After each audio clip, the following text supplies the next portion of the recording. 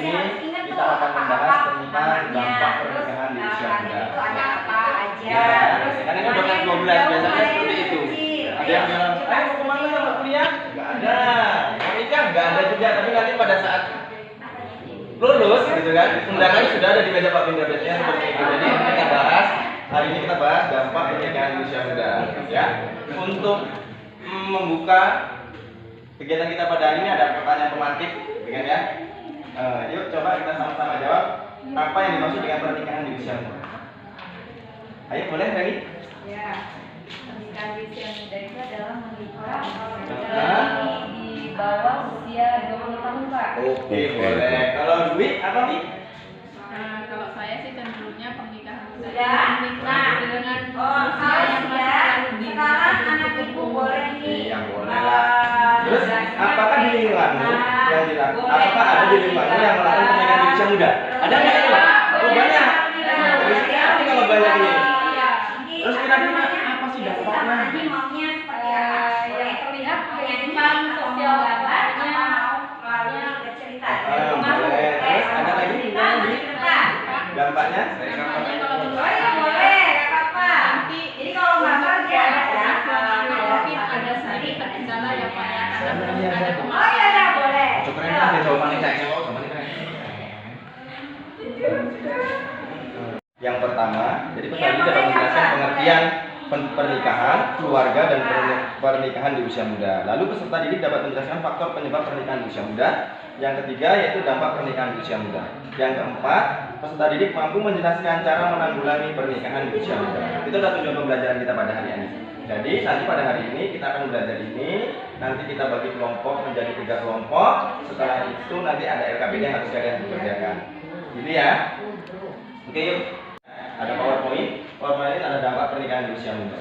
Nggak kelihatan ya? Sambil berproses Boleh. waktu, Ini. anak-anak itu boleh sambil dengerin lagu ya. Oke. Jadi yang pertama adalah tujuan layanan sudah saya sampaikan ya pernikahan. Jadi pernikahan adalah ikatan batin antara seseorang pria dengan seorang wanita dan sebagai seorang suami dan istri dengan tujuan dan membentuk keluarga yang bahagia dan kekal berdasarkan ketuhanan yang Maha Esa. Terus kira-kira untuk laki-laki minimal sudah berusia 19 tahun. Jadi udah boleh tuh kalau usia 19 tahun untuk menikah. Kalau yang perempuan batas usianya minimal 16 tahun. Tapi jika menikah di bawah usia 21 tahun harus disertai dengan izin kedua atau salah satu orang tua yang ditunjuk sebagai wali. Itu ya. Nah, terus keluarga. Keluarga adalah suatu kumpulan dari masyarakat terkecil yang terdiri dari pasangan, suami istri, anak-anak, mertua dan sebagainya. Usia muda. Ini matahari Bu. Matahari ini pusat tata surya. Yang di sebelahnya ini yang paling kecil ini Merkurius. Dua kelompok saja lah, di sebelahnya ada di sini dan lagi ada di sini. Nah, untuk LKPD-nya ya, silakan diskusikan nanti dengan teman-teman kelompokmu. Yang pertama, coba amati dan ceritakan kasus yang terjadi di sekitarmu tentang pernikahan di usia muda. Jadi coba kamu amati di lingkunganmu ada nggak yang menikah di usia muda. Yang kedua, dari kasus yang diceritakan tadi jelaskan faktor penyebab terjadinya pernikahan di usia muda. Yang ketiga, dari kasus yang diceritakan tadi jelaskan dampak dari pernikahan di usia muda tersebut. Yang keempat, cara apa yang harus dilakukan untuk menanggulangi pernikahan di usia muda. Untuk yang kelompok visual, buatlah poster tentang bahaya pernikahan dini. Poster ya. Untuk yang audio, buatlah video tentang bahaya pernikahan di usia dini. Gitu ya. Bolehlah dengan vlog, saya gitu kan ya. Ajakan untuk menghindari pernikahan di usia muda. Oke, paham? Nah, mungkin kalau sudah paham silakan buat tugasnya. Kawan-kawan, di sini saya akan mempresentasikan hasil kerja kelompok kami visual. Untuk nomor 1, setelah berdiskusi bersama kawan-kawan, kami menyimpulkan bahwa di lingkungan kami terdapat beberapa remaja yang melaksanakan atau mengalami pernikahan dini. Nah, kemudian faktor penyebabnya adalah salah satunya kurang ketatnya dalam pengawasan orang tua. Kemudian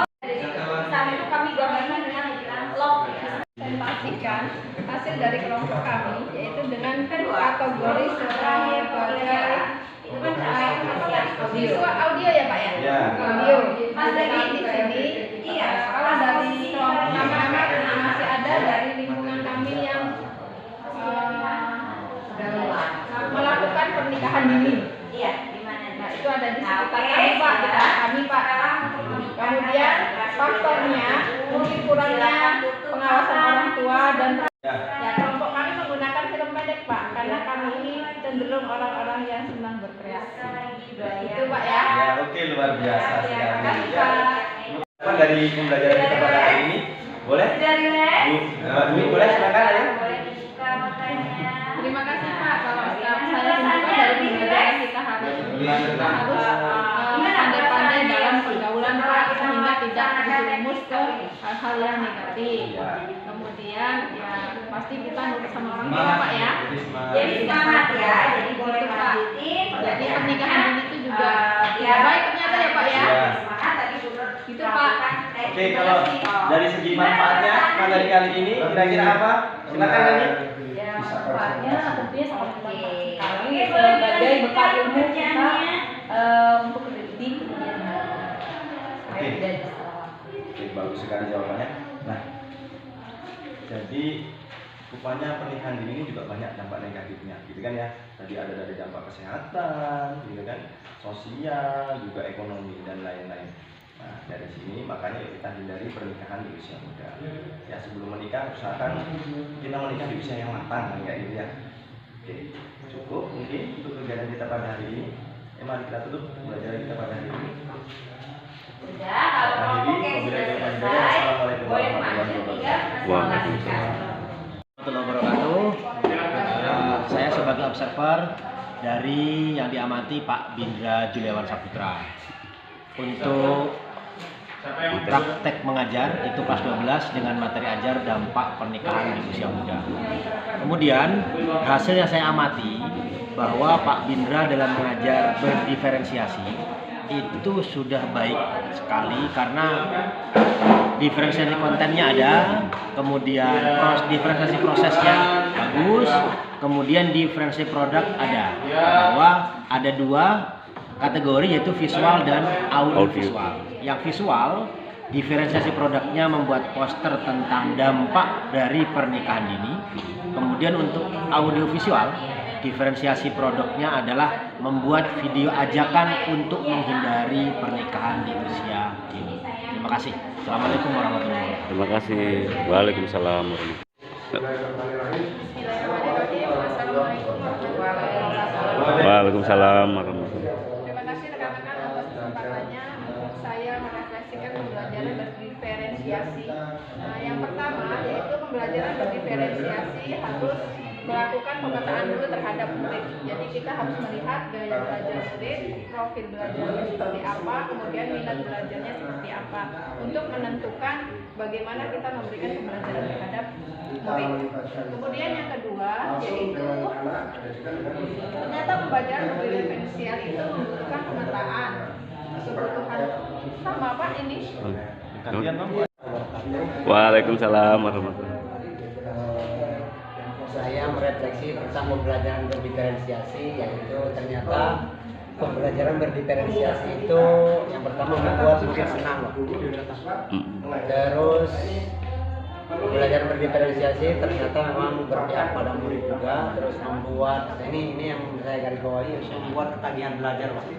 Membuat ketagihan belajar murid. Jadi yang selanjutnya itu guru tahu murid serta guru tahu sifat belajar murid dan berbagai Pak. Itu dari saya. Waalaikumsalam warahmatullahi wabarakatuh. Bismillahirrahmanirrahim. Warahmatullahi wabarakatuh. Waalaikumsalam. Saya akan coba merefleksikan pembelajaran berdiferensiasi yang sudah kita lakukan tadi, sudah kita praktekkan. Ternyata belajar berdiferensiasi itu yang pertama yaitu harus memetakan kebutuhan murid. Jadi nanti apa yang kita kasih adalah benar-benar kebutuhan dari murid, gitu kan ya. Mengungkapkan kebutuhan dari murid. Lalu yang kedua, pembelajaran berdiferensiasi ini membutuhkan media pembelajaran yang bervariatif dan produk juga tugas dari siswa yang bervariatif pula, sesuai dengan minatnya gitu kan, minat dan bakatnya. Mungkin seperti itu dari saya. Wassalamualaikum warahmatullahi wabarakatuh. Waalaikumsalam. Terima kasih. Assalamualaikum warahmatullahi wabarakatuh. Waalaikumsalam warahmatullahi wabarakatuh. Di sini saya akan merefleksikan tentang pembelajaran berdiferensiasi.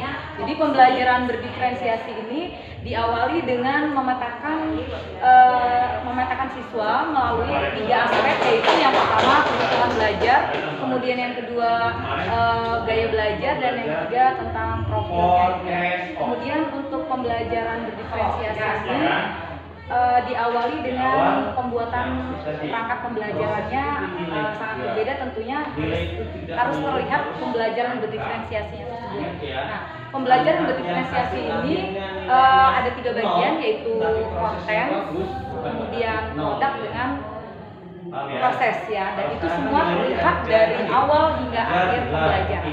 Demikian, terima kasih. Assalamualaikum warahmatullahi wabarakatuh. Waalaikumsalam warahmatullahi wabarakatuh. Dari awal itu Assalamualaikum warahmatullahi wabarakatuh. Waalaikumsalam.